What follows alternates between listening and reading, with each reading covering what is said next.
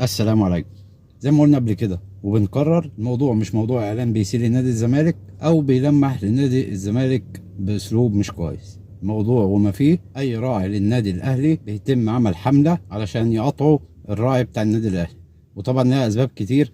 وزي ما قلنا قبل كده ان من ضمن الاسباب ديت ان الراعي بعد كده يبص لنادي الزمالك، لان في فرق في الرعاه ما بين الاهلي والزمالك السما والارض. فهم متخيلين ان هم كده هيخسروا الراعي بالحملات اللي هم بيعملوها دي. وطبعا احنا عارفين ما فيش راعي للنادي الاهلي خسر قبل كده بسبب الحملات بتاعتهم ديت.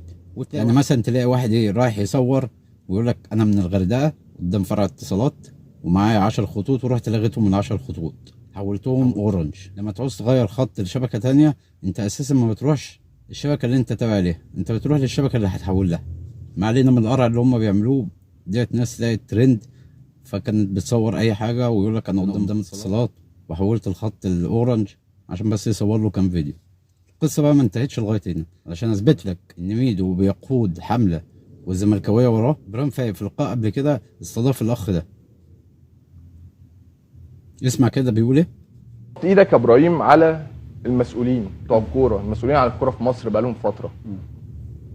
الشباب دلوقتي بقوا بيكرهوا يتفرجوا على الكوره المصريه.